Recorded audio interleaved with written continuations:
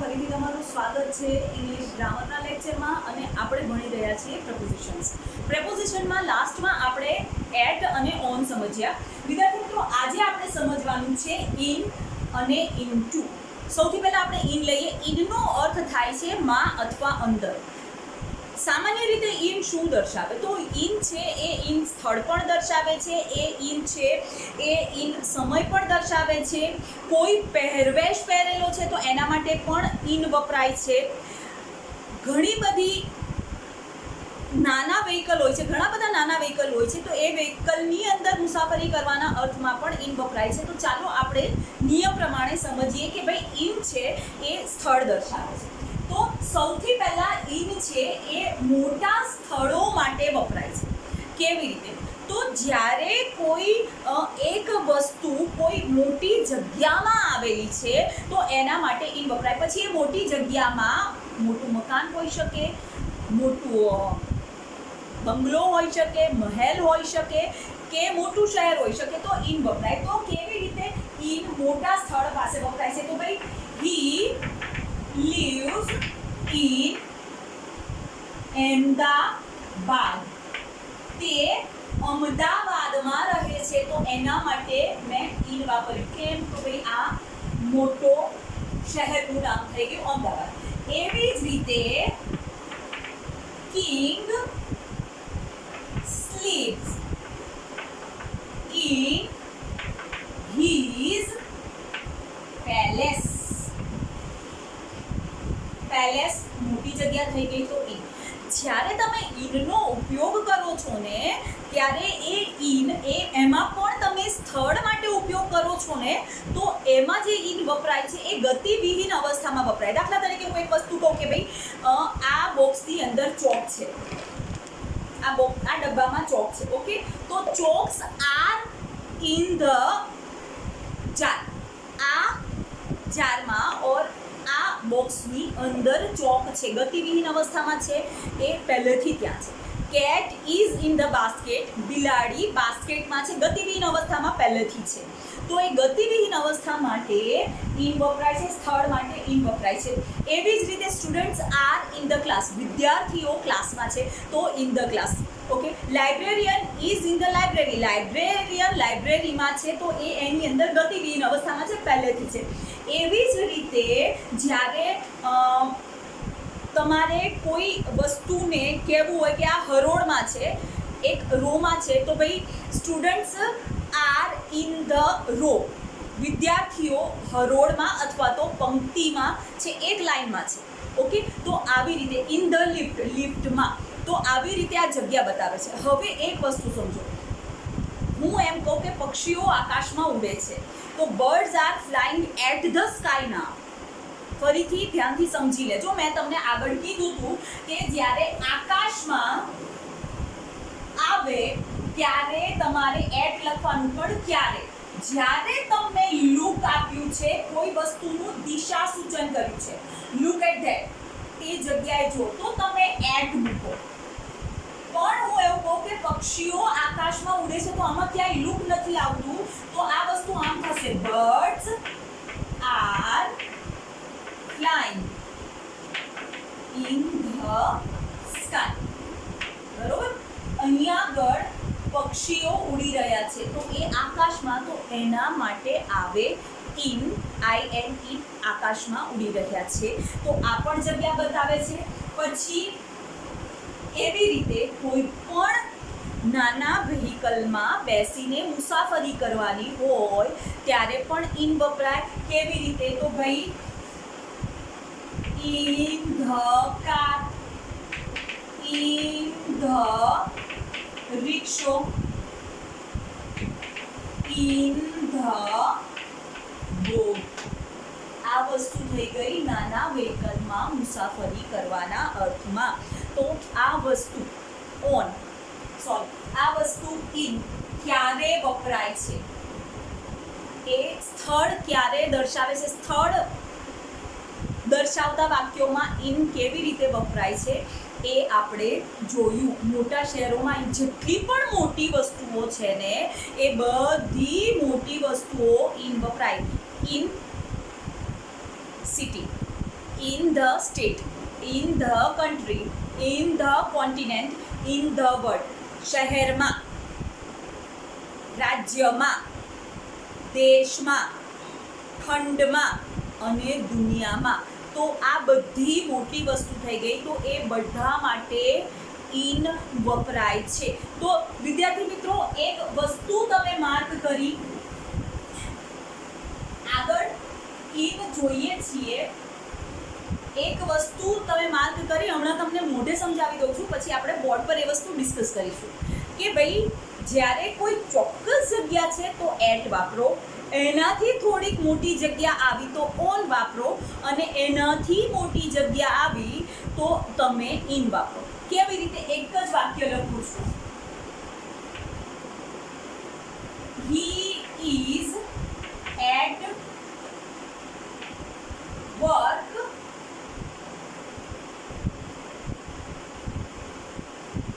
on the first floor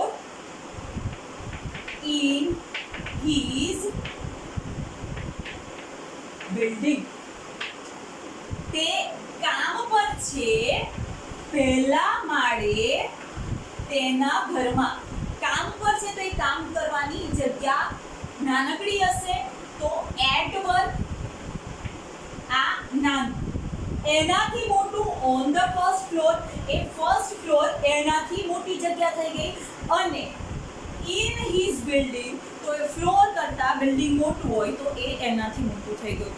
તો આ રીતે યાદ રાખજો. એટ એટલે ચોક્કસ નાની જગ્યા હોય, ઓન એના કરતાં મોટું હોય, અને ઇન એ બંને કરતાં મોટું, સૌથી મોટું હોય. તો આવી રીતે ઇન, એટ, ઓન, ઇનને તમે જુદું રાખી શકો. Just like triangle. નાની જગ્યા એટ, એનાથી મોટી જગ્યા ઓન, અને સૌથી મોટી જગ્યા ઇન. આવી રીતે તમે બીજા ઘણા બધા વાક્યો બનાવી શકો. કેવી રીતે? તો ભાઈ he is standing at the bank of river Tapi.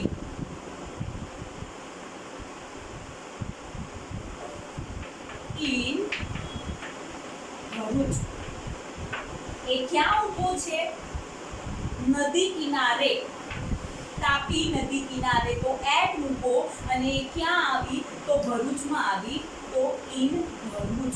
આવી રીતે તમે બીજા વાક્યો જાતે બનાવીને પણ તમે એટ, ઇન અને ઓન નો તફાવત સમજી શકો છો સ્થળના સંદર્ભમાં. હવે વિદ્યાર્થી મિત્રો, ઇન છે એ ઇન પહેરવેશ કે પોશાકના સંદર્ભમાં કેવી રીતે લેવું? તો ભાઈ કોઈ પણ અટાયર છે, અટાયર એટલે પોશાક અથવા તો પહેરવેશ. કોઈ પણ કપડાં છે એ કપડામાં તમે વ્યક્તિને જુઓ છો તો એમાં ઇન વપરાય. કેવી રીતે? તો ભાઈ in white sari, in blue jeans, in traditional attire, in handmade suit. પોશાક, કોઈ પણ પ્રકારનો પોશાક છે એ પોશાકમાં કોઈ વ્યક્તિ છે તો એ પોશાકની આગળ તમારે ઇન મૂકવાનું. કેવી રીતે? સફેદ સાડીમાં ઇન વ્હાઇટ સાડી, ભૂરા જીન્સમાં ઇન બ્લુ જીન્સ, પારંપરિક પોશાકમાં ઇન ટ્રેડિશનલ અટાયર, હાથેથી બનાવેલા સૂટમાં ઇન હેન્ડમેડ સૂટ. તો આ થઈ ગયું ઇન તમારે પોશાકમાં કઈ રીતે લેવું. હવે વિદ્યાર્થી મિત્રો, ઇન છે એ ઇન સ્થળની સાથે સાથે કોઈ પણ વ્યક્તિ અથવા તો કોઈ વસ્તુ છે એની પરિસ્થિતિ કે હાલત દર્શાવે છે. કેવી રીતે? તો ભાઈ પરિસ્થિતિ કે હાલત દર્શાવવા કેવી રીતે ઇન ગુડ હેલ્થ સારી તંદુરસ્તીમાં ઇન લોસ ખોટમાં એવી જ રીતે ઇન વિન વિન કન્ડિશન જીતની હાલતમાં ઇન ગુડ હેલ્થ સારી તંદુરસ્તીમાં ઇન લોસ ખોટમાં ઇન વિન વિન કન્ડિશન જીતની પરિસ્થિતિમાં અથવા તો જીતની હાલતમાં. તો આ પરિસ્થિતિ અથવા તો હાલત દર્શાવે છે.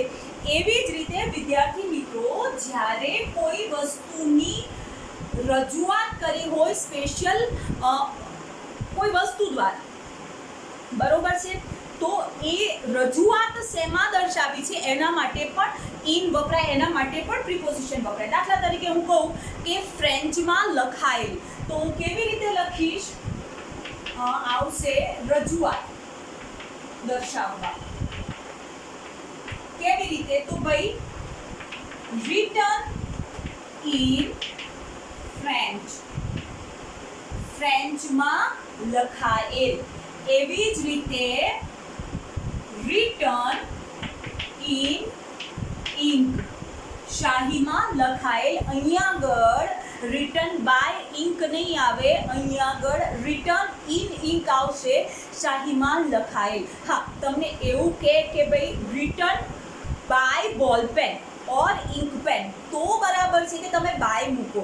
પણ અહીંયા આગળ જ્યારે પર્ટિક્યુલર એક પદાર્થ દ્વારા લખાયું છે, બરોબર, તો તમારે ઇન્ક લખવાનું, પણ એ જ વસ્તુ આવી જાય ત્યારે તમારે બાય લખવાનું. એવી જ રીતે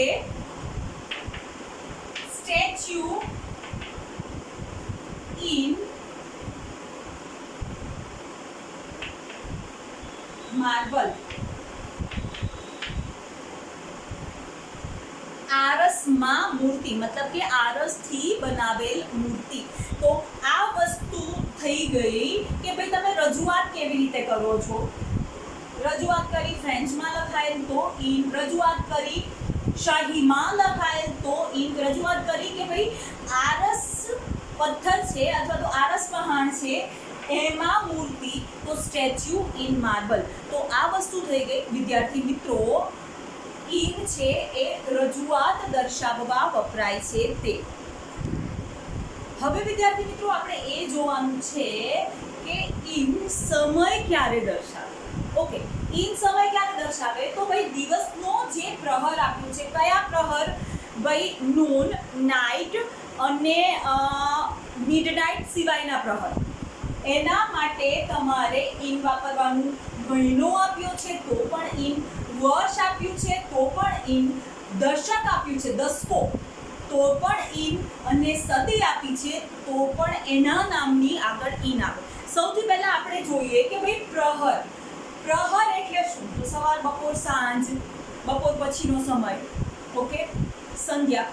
તો ભાઈ આ બધી વસ્તુઓની આગળ ઇન આવે. કેવી રીતે? તો ભાઈ in the morning, in the evening, in the morning, in the evening, બરોબર છે. ઓકે, આ બે આગળ ઇન આવે, પણ નૂન, નાઇટ અને મિડનાઇટ પહેલા એટ આવે, એ વસ્તુ યાદ રાખજો. તો આ વસ્તુ થઈ ગઈ દિવસના પ્રહર. હવે આપણે મહિનો જોઈએ. તો કોઈ પણ મહિનામાં એવું દર્શાવવું હોય તો ઇન પછી એ મંથ લખવાનો. કેવી રીતે? તો ભાઈ in January, in February, in March, in April, in May. તો મહિના પહેલા તમારે ઇન મૂકવાનું, તમારે ધ મૂકવાનું નથી. In the January, in the February એવું ના આવે. મહિનાના નામ પહેલા ક્યારેય આર્ટિકલ મૂકાતો નથી, એ વસ્તુ યાદ રાખજો. એવી જ રીતે તમારે વર્ષ દર્શાવવું છે. વર્ષ, કોઈ પણ એક વર્ષ પકડો અને એને બતાવવું છે કે એ વર્ષમાં. તો કેવી રીતે થશે? તો ભાઈ ઇન 1995, ઇન 2015, ઇન 2020.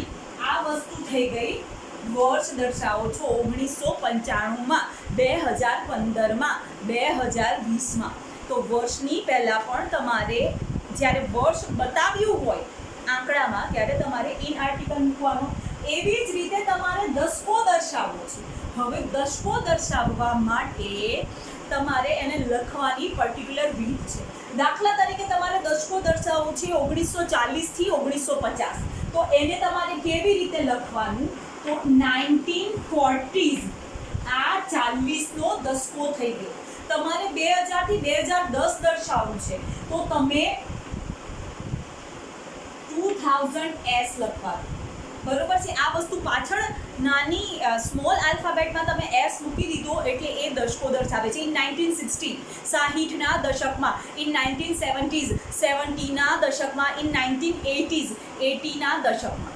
ઓકે, તો આ રીતે જ્યારે તમારે દશક દર્શાવવો છે ત્યારે એની આગળ તમારે ઇન મૂકવાનું અને એને લખવાની રીત છે પાછળ સ્મોલ લેટરમાં એસ દર્શાવવો. એ વસ્તુ થઈ ગઈ ડેકેડ. ડેકેડ એટલે દશક. દશક દર્શાવો એની આગળ તમારે ઇન મૂકવાનું. એવી જ રીતે જ્યારે તમારે સદી દર્શાવવી છે 19મી સદીમાં, ઇન 19th century, સેન્ચુરી એટલે સદી, 20મી સદીમાં, ઇન 20th century, 21મી સદીમાં, ઇન 21st century. કેવી રીતે લખાશે એ જોઈ લઈએ. સદી કેવી રીતે લખાશે? તો ભાઈ ઇન 19th century, 19મી સદીમાં, ઇન 21st century, 21મી સદીમાં. તો આવી રીતે તમારે દિવસનો પ્રહર, in the morning, in the evening, મહિનો, in January, in February, in March, in April. એવી જ રીતે વર્ષ, ઇન 2010, ઇન 2011. એવી જ રીતે દશકો, ઇન 1940s, ઇન 1950s. અને એવી જ રીતે સદી, in 19th century, in 21st century. એ બધા જ સમય સૂચવતા શબ્દોની આગળ ઇન આર્ટિકલ મૂકવામાં આવે છે. એવી જ રીતે જ્યારે તમારે ઋતુ દર્શાવવી છે, સિઝન લખો છો, સિઝનનું નામ લખો છો, ત્યારે તમારે કમ્પલસરી ઇન લખવાનું ઋતુ દર્શાવવા. કેવી રીતે? તો ભાઈ in winter, in summer, in monsoon. શિયાળામાં, ચોમાસામાં, ઉનાળામાં એ વસ્તુ દર્શાવે છે ઋતુમાં. એવી જ રીતે જ્યારે તમારે સમયગાળો દર્શાવવો છે આટલી મિનિટમાં, આટલા કલાકમાં, આટલા દિવસમાં, તો તમારે ઇન લખવાનું. કેવી રીતે? તો ભાઈ ઇન 10 minutes, 10 મિનિટમાં, ઇન 3 hours, 3 કલાકમાં, ઇન 4 days, 4 દિવસમાં. તો આ સમયગાળો દર્શાવવો છે તો એ પણ તમારે એ શબ્દોની આગળ પણ ઇન મૂકવામાં આવે છે. એવી જ રીતે જ્યારે પર્ટિક્યુલર વેકેશન શબ્દનો ઉલ્લેખ થયો હોય ત્યારે પણ ઇન મૂકવાનું. એ વેકેશનના રજાના સમયગાળામાં. દાખલા તરીકે in Diwali vacation, in Christmas vacation. Vacation આપ્યું એટલે તમારે પર્ટિક્યુલર ઇન શબ્દ અથવા તો પ્રિપોઝિશન છે એ વાપરવાનું રહેશે. તો વિદ્યાર્થી મિત્રો, આ વસ્તુ થઈ ગઈ ઇન પ્રિપોઝિશન તરીકે. સ્થળ માટે, પહેરવેશ માટે, સમય દર્શાવવા માટે વપરાય છે ઇન. હવે જે પ્રિપોઝિશન આવે છે વિદ્યાર્થી મિત્રો, એ પ્રિપોઝિશન આવે છે ઇનટુ, એટલે પણ માં અથવા અંદર. અને એ છે ગતિમાન અવસ્થા. ક્યારે? જ્યારે સ્થળ સૂચવતું હોય ત્યારે. ઇન અને ઇનટુ નો અર્થ પણ થાય છે માં અંદર, પણ ગતિમાન અવસ્થામાં એ વસ્તુ દર્શાવવામાં આવે છે. કેવી રીતે? ચલો જોઈએ. દાખલા તરીકે હું એવું લખું કે ભાઈ the students are in the class. Students are in the class. વિદ્યાર્થીઓ છે એ વિદ્યાર્થીઓ વર્ગમાં છે. હવે વિદ્યાર્થીઓ વર્ગમાં છે જે ગતિવિહીન અવસ્થામાં છે, અથવા તો તે લોકો પહેલેથી ત્યાં બેઠા છે, તો તમે ઇન લખો. પણ હું આમ લખું કે ભાઈ the students entered in the class. તો આ વસ્તુ છે એ ખોટું પડી જાય. એન્ટર્ડ એટલે દાખલ થયા. તો દાખલ થવું એ તમે કોઈ ચાલુ ક્રિયા સાથે તમે એને પ્રવેશ કરવો, એ ચાલુ ક્રિયા સાથે તમે એને સાંકળી શકો. તો આવી રીતે જ્યારે ગતિમાન અવસ્થા છે દાખલ થવું, તો એના માટે ઇનટુ આવે. પહેલેથી છે તો ઇન ધ ક્લાસ, પણ દાખલ થયા તો entered in the class. Entered into the class આવે. Students are in the class, તો ક્લાસમાં છે પહેલેથી છે, પણ જ્યારે દાખલ થયા તો એન્ટર્ડ ઇનટુ ધ ક્લાસ આવે. દાખલા તરીકે બીજું કે ભાઈ હી જમ્પડ ઇનટુ ધ રિવર. હવે જમ્પડ એક ક્રિયા થઈ ગઈ ને એ જમ્પડ એટલે કૂદકો મારવો, તો ભાઈ ઇન ધ રિવર ના આવે, ઇનટુ ધ રિવર આવે. હી કેમ ઇનટુ ધ હાઉસ. તે ઘરમાં આવ્યો. હવે આવવાની ક્રિયા છે ત્યારે તમારે એમાં ઇનટુ લખવાનું આવે. તો આ વસ્તુ થઈ ગઈ કે ભાઈ ગતિમાન અવસ્થામાં જ્યારે તમારે સ્થળ બતાવવું હોય ત્યારે ઇનટુ વાપરવાનું. એવી જ રીતે વિદ્યાર્થી મિત્રો, જ્યારે તમારે પરિસ્થિતિમાં કોઈ બદલાવ આવ્યો છે એ દર્શાવવું છે, તો તમારે એને ઇનટુથી દર્શાવવું પડે. કેવી રીતે? તો ભાઈ હું અહીં આગળ લખું છું કે ભાઈ the boy has grown into a young man. The boy has grown into a young man. છોકરો જુવાન માણસ બની ગયો, અથવા તો છોકરો જુવાન માણસમાં વિકાસ પામ્યો. તો આ વસ્તુ થઈ ગઈ પરિસ્થિતિમાં બદલાવ. એક ચેન્જ હતો કે છોકરો હતો, ટીનેજ હતો, એ પરિવર્તન પામ્યો, એની પરિસ્થિતિ બદલાઈ ગઈ, એ જુવાન માણસ થઈ ગયો. તો ભાઈ ગ્રોન ઇનટુ આવે. ગ્રોન ઇન ક્યારે ના આવે? દાખલા તરીકે હું કહું કે ભાઈ એણે ચેન્જ કરી લીધું, તો ભાઈ હી ચેન્જડ ઓર શી ચેન્જડ ઇનટુ સાડી. એક પરિસ્થિતિ બદલાઈ ગઈ. પહેલા સાડી, પહેલા બીજું કંઈક પહેર્યું હતું કે ભાઈ એણે પહેર્યું હતું કે સૂટ પહેર્યો હતો કે જીન્સ પહેર્યું હતું કે સલવાર કમીઝ પહેર્યા હતા, એ એણે ચેન્જ કરી લીધું. તો હી ચેન્જડ ઇનટુ સાડી. એણે સાડી બદલી લીધી, સાડીમાં એનું પરિવર્તન આવ્યું, અથવા તો એની પરિસ્થિતિ છે એ બદલાઈ ગઈ. તો આ રીતે થઈ ગયું ઇનટુ અને ઇન બેના મેં તફાવત એ સમજાવી લીધા. જ્યારે સ્થળ માટે તમારે ઇન કે ઇનટુ વાપરવું છે, તો એક વસ્તુ યાદ રાખજો, ઇન છે એ ગતિવિહીન અવસ્થા, સ્થિર અવસ્થા દર્શાવે છે, એ પહેલેથી અંદર છે અથવા માં છે એવું દર્શાવે છે. જ્યારે ઇનટુ છે એ ગતિમાન અવસ્થા દર્શાવે છે. એની સાથે ઇનટુ પહેલાં એવું કોઈ ક્રિયાપદ હશે કે જે ગતિ દર્શાવતું હોય. દાખલા તરીકે કેમ, કેમ એટલે આવવું, આવવા માટે ચાલવું પડે.